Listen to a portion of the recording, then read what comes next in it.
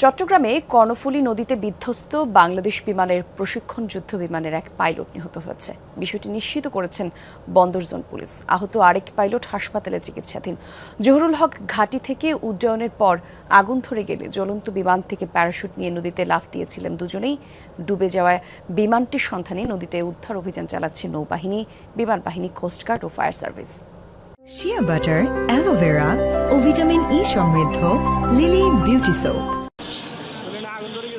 সকাল 10:30টার দিকে চট্টগ্রামের জহুরুল হক ঘাঁটি থেকে উড্ডয়নের পরপরই প্রশিক্ষণ যুদ্ধ বিমানটির পেছনের অংশে আগুন ধরে যায়। এক পর্যায়ে বিমানটি বোট ক্লাবের পেছনে কর্ণফুলী নদীতে ছিটকে পড়ে ডুবে যায়। এ সময় বিমানে থাকা দুই পাইলট, উইং কমান্ডার সোহান এবং স্কোয়াড্রন লিডার অসীম জাওয়াদ প্যারাশুট নিয়ে নদীতে লাফ দেন। আশপাশের নৌকায় থাকা মানুষ তাদের উদ্ধার করে তীরে নিয়ে আসেন। এরপর নেওয়া হয় হাসপাতালে। হঠাৎ দেখছি পাকার মধ্যে আগুন লেগে গেছে। তারপরে দেখতেছি পাইলট এদিক দিয়ে নামে এদিক দিয়ে ঘুরাইয়ে নদীর মধ্যে ফেলে দিছে। সঙ্গে সঙ্গে এখানে আসার পর দেখছি পাইলটকে মাঝি নিয়ে আসছে। যখন আকাশে আগুন ধরছে তখন মনে করেন এই নদীর উপরে করতেছে, করার পরে প্যারাশুট দিয়ে ওরা নামছে আর বিমানটা এই জায়গায় ফুটছে। এই সাগরের মধ্যে মনে করেন বিমানটা পড়ে গেছে। জোরে চালাতে পারেনি, মানে আগুন ধরে গেছে। স্পিড নেবে আর কি, স্পিড নেওয়ার সাথে আগুন ধরে গেছে। আগুন ধরার পরে মানে ওই র্যাঙ্ক করতে করতে আর উপায় নাই, পানিতে নামাই দিছে, কন্ট্রোল করতে না পারি পানিতে নামাই দিছে। অতটুকু পর্যন্ত দেখছি। উইং কমান্ডার সোহান স্যার ছিল আর স্কোয়াড্রন লিডার আসিম স্যার ছিল। এই দুইজন অফিসার। আসিম স্যারের একটু অবস্থা একটু ভালো না, সঙ্গে সঙ্গে নেভি হাসপাতাল নিয়ে গেছে এমআই রুমে। আর স্কোয়াড্রন লিডার সোহান স্যার এখানে ভর্তি করাইছে, এখানে সবাইকে নিয়ে গেছে। দুইজনই ছিল। হ্যাঁ, বিমানটা এদিকে আসছি, এইখানে একটা নীল বয়া আছে, এই বয়ার ফাঁসা আসি এটা নিচের দিকে পড়ে গেছে। এক টুকরা এই ফেসে পড়ছে বয়ার, এক টুকরা এই ফেসে পড়ছে, দু টুকরা হয়ে গেছে। এ যদি 5-10 সেকেন্ড এদিক সেদিক হইতো, একটা যাত্রীবাহী শিপকো অ্যাক্সিডেন্ট করতো। যাত্রীবাহী যে এফবি তাজউদ্দিন ওই জাহাজটি, হ্যাঁ, ওটের উপরে পড়তো। উইং কমান্ডার সোহানের অবস্থা স্থিতিশীল থাকলেও বেলা 12টার দিকে নেভি হাসপাতালে চিকিৎসাধীন অবস্থায় স্কোয়াড্রন লিডার অসীম জাওয়াদের মৃত্যু হয় বলে নিশ্চিত করেছে বন্দর জোন পুলিশ। 2010 সালে বাংলাদেশ এয়ারফোর্স একাডেমিতে যোগদান করা এই পাইলট ফ্লাইং ইনস্ট্রাক্টরস স্কুলে স্টাফ ইনস্ট্রাক্টর হিসাবে কর্মরত ছিলেন। তিনি 2 সন্তানের জনক। ঘটনার পরপরই ডুবে যাওয়া প্রশিক্ষণ বিমানের সন্ধানে কর্ণফুলী নদীতে উদ্ধার অভিযানে নামে নৌবাহিনীর বিশেষায়িত সোনার নৌযান এবং উদ্ধারকারী জাহাজ বলবান। তলদেশে নামানো হয় একাধিক ডুবুরি, আছে ফায়ার সার্ভিস ও বিমান বাহিনীর টিমও।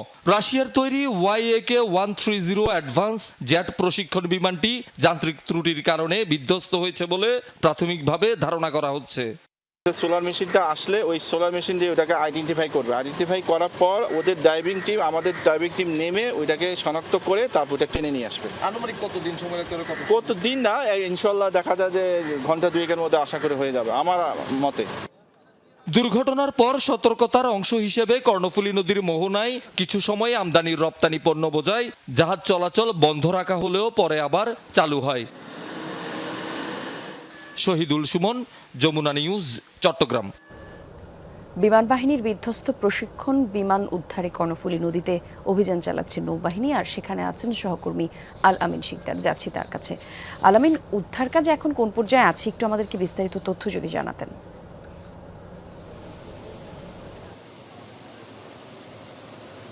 কলি, আমরা কিছুক্ষণ আগেও কর্ণফুলী নদীর যে জায়গাটিতে হচ্ছে গিয়ে প্রশিক্ষণরত যে বিমানটি ছিল সেটি যেখানে বিধ্বস্ত হয়ে পড়েছে সেই জায়গাটিতে আমরা ছিলাম। ধারণা করা হচ্ছে যে সেই জায়গাটিতেই আসলে পড়েছে। এমন একটি জায়গা আসলে নির্ধারণ করে বাংলাদেশ নৌবাহিনীর একাধিক ডুবুরি দল, একটি বিশেষায়িত নৌযান রয়েছে তাদের সোনার, আসলে সেটি একটি ডিটেক্টর নৌযান, যেটি আসলে নদীর তলদেশে যদি কিছু থাকে সেটি স্ক্যানারের মাধ্যমে সেই ডিটেক্টর যে যন্ত্রটি রয়েছে সেটির মাধ্যমে জানতে পারে, আসলে শনাক্ত করতে পারে কোন জায়গায় কি রয়েছে। সেই যন্ত্রটির মাধ্যমে কিন্তু চেষ্টা করা হচ্ছে বিমানটি আসলে কোন জায়গায় রয়েছে সেটি জানার চেষ্টা করা হচ্ছে এবং এখন পর্যন্ত আমরা যেটি জানতে পেরেছি যে সেই পরিমাণে কোনো তথ্য তারা পায়নি, অর্থাৎ শনাক্ত করার যে তথ্য সেটি এখন পর্যন্ত নিশ্চিত হওয়া যায়নি।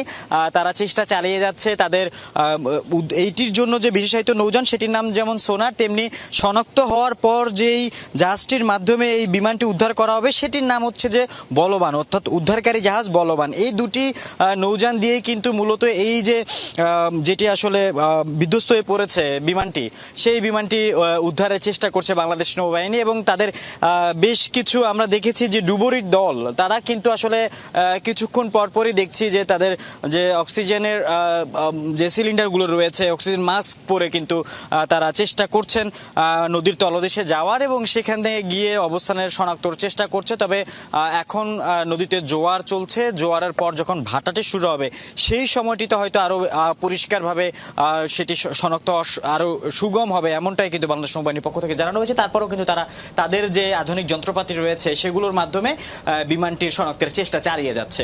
ধন্যবাদ আপনাকে।